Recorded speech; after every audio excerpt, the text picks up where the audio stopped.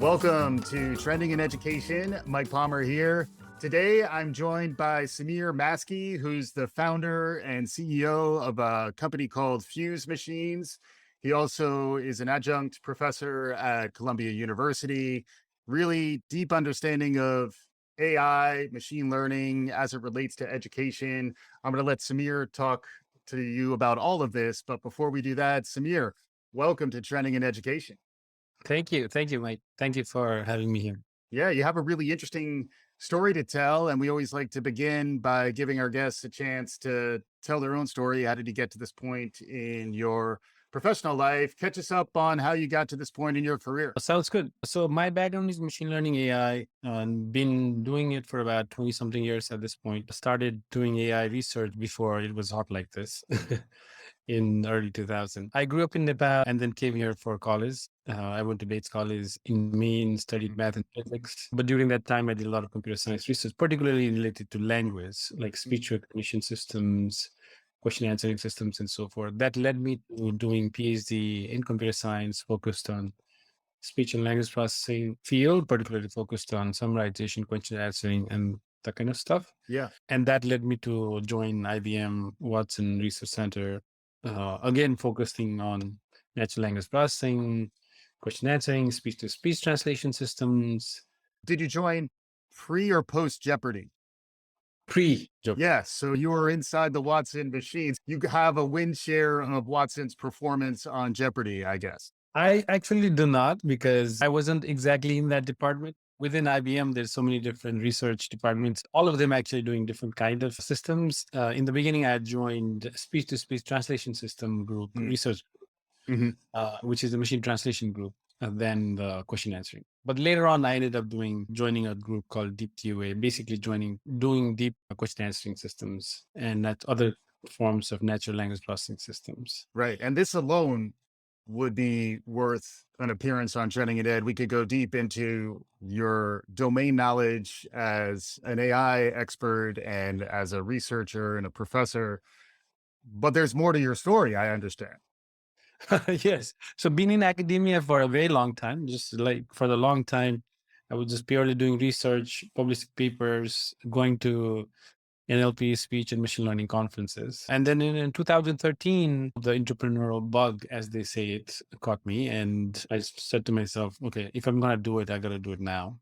And then I quit IBM and started Fusemachines, and also came back to teach at Columbia, where I was teaching AI courses. Yeah. And since 2013, been doing Fusemachines and running Fusemachines. Yeah. And there's a lot to talk about there, where a part of why I was so excited to get you on the show, beyond being able to talk about the AI angle, is to talk about the entrepreneurial angle as it relates to AI, and the fact that you founded this company back in 2013. It's still thriving to this day. And it's not just AI, it's also an education company.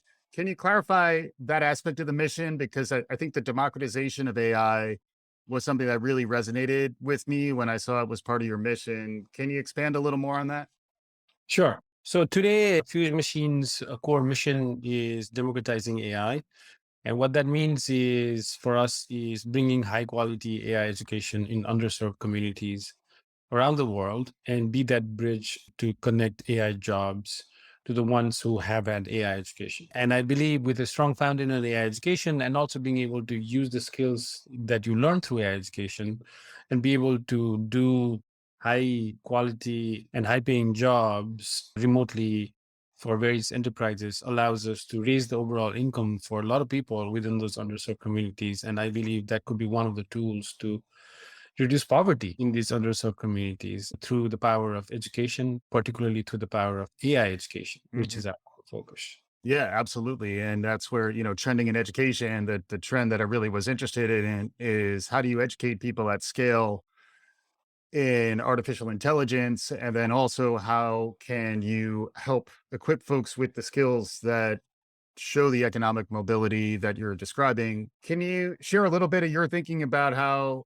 AI may factor into the way jobs and the future of work, and how it relates to AI education? So I think there's two aspects to it. One is how the automation will affect the future of work, right? Like, how much automation will be possible? How much will that improve efficiency within the workforce? And how did that translate into overall number of jobs and so forth? And Yeah. then there is other aspect, which is the upskilling and training. A lot of people who can be upskilled with AI training so that they can actually be part of the trend of the future of work with a lot of automation. So I think from a future of work perspective, there is more and more automation happening.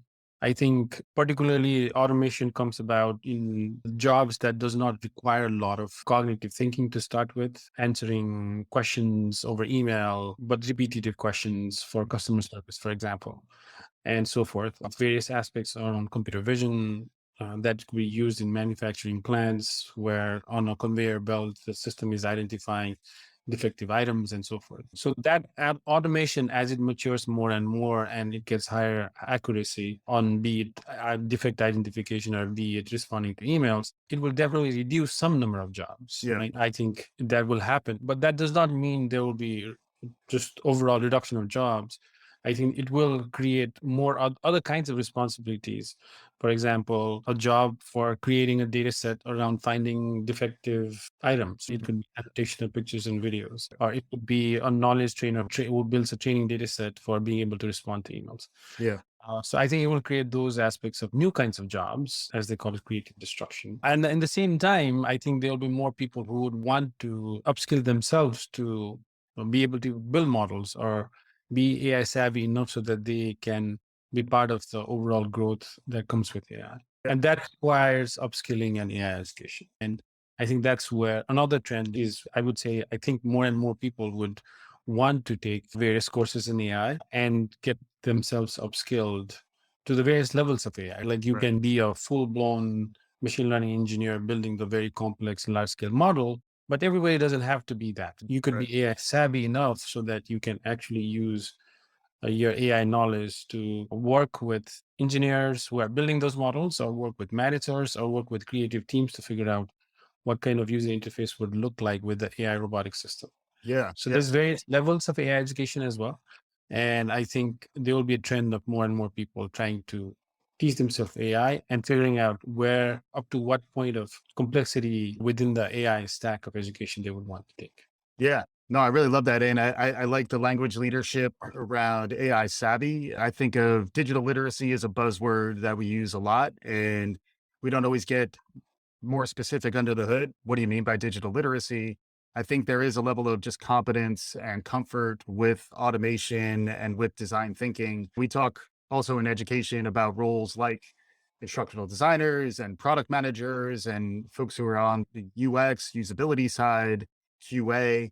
There's plenty of roles that intersect with software engineering, but increasingly that type of engineering is going to be moving towards artificial intelligence, machine learning, building models. Do you have any perspective on the base competencies that would be involved in AI savvy? What would be the foundational skills that folks need to develop to be able to build from? But one of the most important foundation to be an AI engineer is to have the knowledge of basics of some of the mathematical concepts that goes into building these AI systems. And in order to understand that, you need to have a foundation in linear algebra, a foundation in probability, foundation in stats, and foundation in calculus. I think those four from the mathematical framework perspective that you need to know, and then at least one programming language, probably Python, because that's very popular these days. So I think if you Python and then these four core foundations in math, then you'll be able to learn AI to a level where you can actually build models. But everybody does not need to know that. Everybody does not need to build models. So if you are just want to know how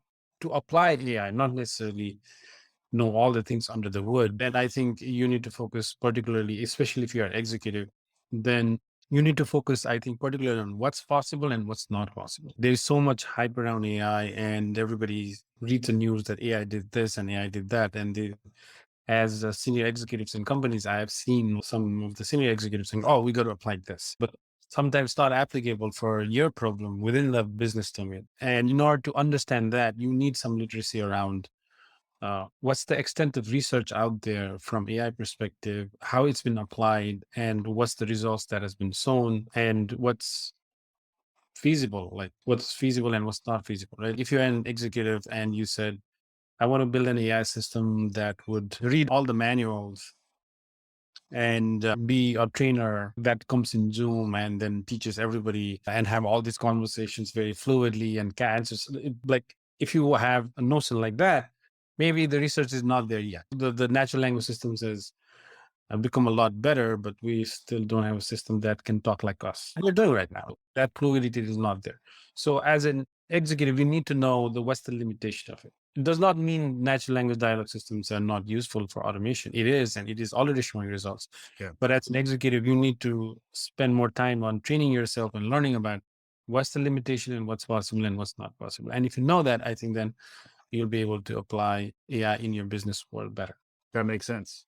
The other element of this that I always find interesting is that as a leader, as an executive, as someone who's trying to get strategic and look, say, 2, 3, 5, 10 years out, you also need to think about how humans will interact with AI and build your system that includes some design thinking about what humans will continue to be best at and new skills will be developing in.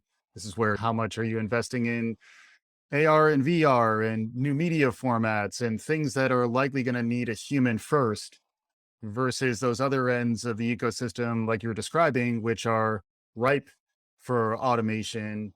Can you describe a little bit of that? Because I know you've taught this at Columbia. You've also trained your own team and been leading with that level of thinking. And I know you're beginning to provide those same sorts of services to enterprises. But can you describe a little bit about how you think about your human component versus your AI component and how to design with good harmonization in mind there? A lot of research these days, a lot of research is focused particularly on like model building and accuracy of the model, and has it gone from 85.5 to 90 or something like that, right? Yeah. But I think the research around human computer interaction, the field is HCI, that I think is starting to, there's more and more money being spent on trying to figure out as AI gets useful enough to really interact with you, be it form of limited dialogue or be it in the form of being able to text back and forth or being able to say things and so forth.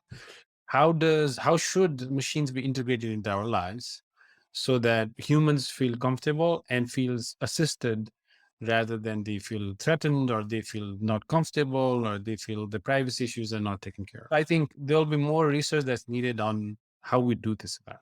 I can tell you so from my own experience on building some of the AI features into our own products on what kind of things we have done to make people comfortable. One of the examples in our AI product in the Fuse Classroom, which is the learning platform, is doing automatic recommendation of different topics and sections of the topics that you should study based on the exam you just gave. So you give an exam, a lot of times you get an exam sheet back saying you made these 4 questions wrong, but that's about it.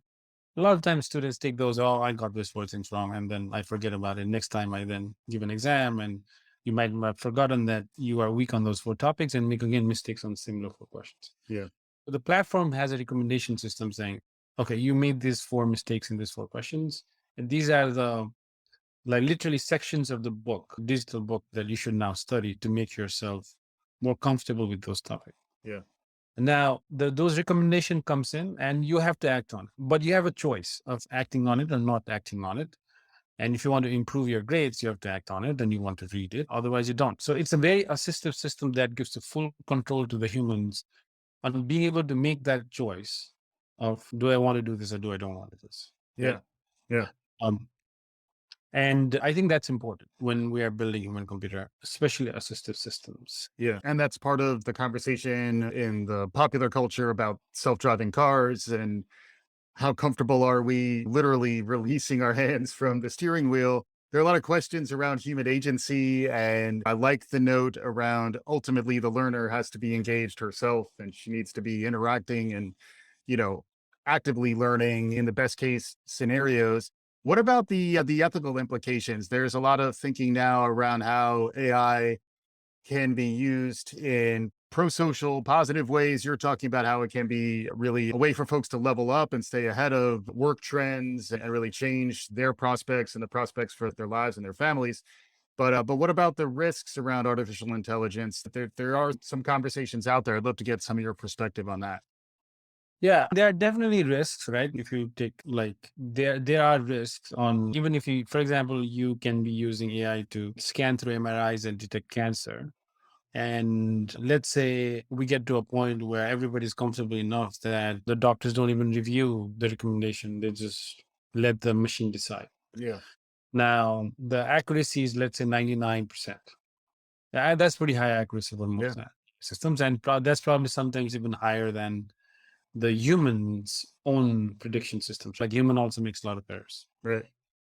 Now, the ethical question that comes about is, if we let the machine decide completely, and that 1% gets a surgery for the cancer they did not have, Yeah, then who's responsible? If we were using it more as a system and we were reviewing it, and even when reviewing, we make mistakes, at least there was a human in the loop to make that mistakes, yeah, and somebody is responsible for it, and there are laws around it. yeah, But the laws haven't really caught up on, like, if machine made the mistake and machine recommended the surgery. And in fact, we get to a point, there's more and more robotic surgery systems as well. And let's say even the robotic system does the surgery and takes out, I don't know, appendix when the robotic system did not need to take out appendix, right. then who gets held accountable for it? And these are some of the ethical questions that comes about as we loop in machines into our daily lives and daily professional lives where the decision making is happening. And that's a place where I think even training up folks so that they can understand that complexity and understand that those types of skills where increasingly folks with a background in ethics are more useful when it comes to designing AI systems than perhaps we might have thought otherwise. And that to me, it also reminds me of the benefit of science fiction and creativity in terms of teasing up, teasing out some of these questions that we're going to be struggling with for the foreseeable future. At the same time, it does come back to the concept of the centaur, which we've talked a bunch about on this show as well, where if you look at chess simulators, the pure AI simulator versus a human, now chess is basically a place where AI has won to a large extent. But Yeah. if you give a human the assistive technology to compete with the AI, many times the human can actually defeat even some of the best AI models. It's a really interesting space where the advantages of this assistive technology are accelerating to the point where you'll either get on that train or you won't. And if you don't use the assistive technology, you're going to be woefully behind. I'd love to hear a little more from you around maybe the strategy side and the enterprise side. When folks are trying to come up with an AI strategy or they're trying to understand how do I train or develop my workforce? What are those conversations like? Can you share a little bit of that perspective? Sure. In a lot of large enterprises right now, when they're thinking about upscaling, the way they started out, at least a couple years back, is provide these platforms where there's a lot of videos, and they told the engineers, if you want to upskill yourself and become an AI engineer, and you might be like a backend engineer, front end engineer, here's the access. We paid for the access. Get on it, look at the videos, teach yourself. And I think a lot of enterprises have seen that hasn't been as successful. The completion rate is quite minimal. Most start the course, they never finish it. And so they haven't been able to upskill their engineers to a level where they can actually be the AI engineers. Yeah. And that's what they have. They're going out and hiring them and having a hard time finding those engineers. What we have seen, and I think this is what we recommend, and I think we have seen a lot of enterprises seeing success, is because AI, especially building model level of work, is a lot of math, as I mentioned before. Yeah. It's slightly harder to learn AI, learn all these math concepts just by looking at videos in your living room Right. or in your home office. The same hour, if you have an instructor who's actually going through the concepts and teaching you and answering all your questions, it seems to be a lot more effective on being able to teach AI. People are more engaged. They feel like they're getting more out of the same exact 1 hour. Yeah. Instead of looking at 1 hour of video, you are having a 1 hour of lecture time and being able to ask questions. Yeah. And that's what we do. So at Fuse Machines, we provide AI education for corporations as well. And when we provide AI education, program, be it AI school or be it a AI education program for corporations. We provide the platform, we provide the video, all of that, obviously. But besides that, we provide live lectures at least once or twice a week. Yeah. And that seems to make all the difference in the completion rates of the students and the students' experience on overall program and how much they feel like they have learned and the competency and confidence to build models and be a true like contributor in the model building exercises of AI systems within their companies. Yeah.